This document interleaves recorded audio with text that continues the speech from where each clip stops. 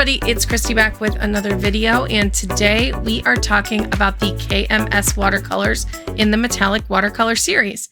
So KMS Watercolors is a brand it's a handmade paint company from, her name's Katelyn. That's where the KMS comes from, I'm pretty sure.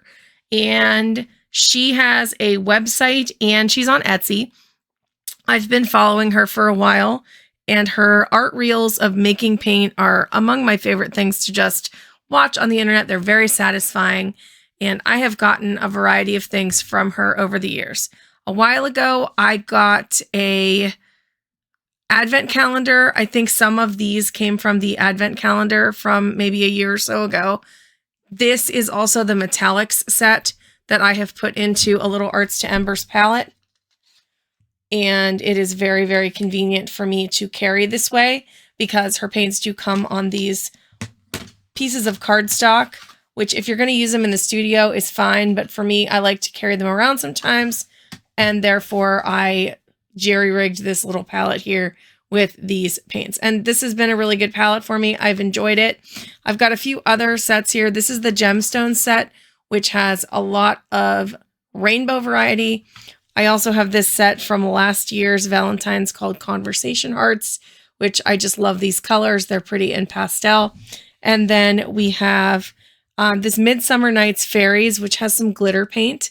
I believe she also has some holographic colors, though I don't have any of her holographic paints right here at the ready. I do think this one up here has some like shimmer in it, but well, that is what I have to swatch today. We're going to put it to the normal tests and we will see how it turns out on the form. So let's get to swatching.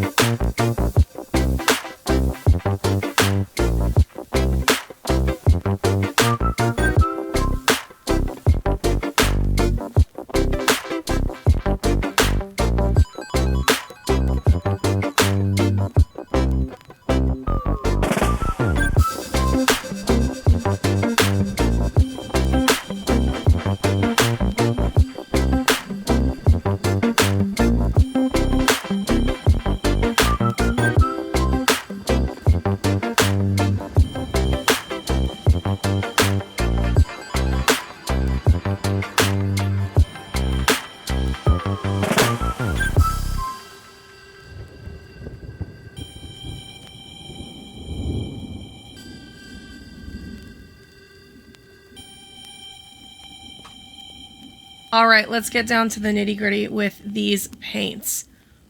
So first of all, I just want to point out how absolutely beautiful these lay down and then shimmer.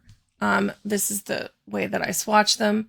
So if you look here, you are getting so much pigment for the price tag. So these definitely are probably the best pearlescent paints we've tried to date. Look here too, because this is the other test, is on black and on white. These look pretty incredible. They are about as good as the Paul Rubens, and honestly, pearlescent-wise, they're better than Yuli. I have to give Katelyn that for sure. Like, her formulation of getting that pigment is definitely beautiful. Now, I know why it's so beautiful, and that is because it is really thick paint. So I love these paints, but I know when I get into them that you have to follow the rules. You have to wet them ahead of time.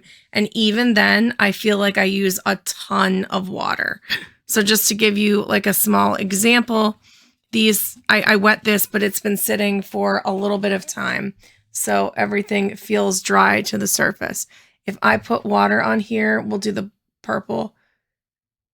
So it re-wets, but it is going to take a while to get that re-wet. And then once I have it like this, I can use it a few times.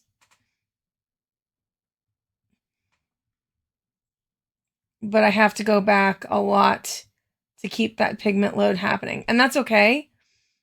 Again, like I said, you're getting this beautiful pearlescent. And so it isn't too bad, but it's something to consider. So definitely, depending on the paint, some of them re-wet better than others too. So for example, these glitter things, they really are hard to re-wet. And that's true of anything with that chunky glitter in it. It's just the nature of it. But it's something to be aware of that I felt like when I was working with these, I really had to work hard to get those pigments laid down on the paper. So that's one consideration. All right, let's go through everything in order.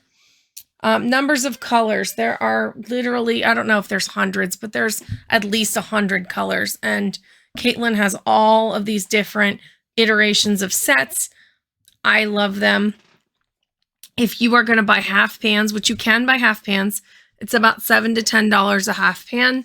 So you can piecemeal it and buy a palette that way. Or if you wanted to do these mini sets, they run about $3 per little mini disc. So for example, this guy is about $18. This guy has 14 on it, so it would be 36, like 40 to $42. I'm not exactly sure. I didn't look that one directly up. And the metallic palette originally has 8 or 10 colors. I can't remember.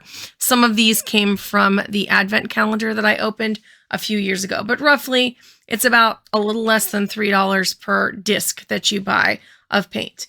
They are handmade. We don't have a separate palette per se, but sets of all kinds. This is not everybody's preferred way to paint something with it on a little dot card, so I can understand where that might be frustrating for some people. I will tell you that this little palette is a great travel metallic palette. It goes in my plein air kit and it comes with me all the time.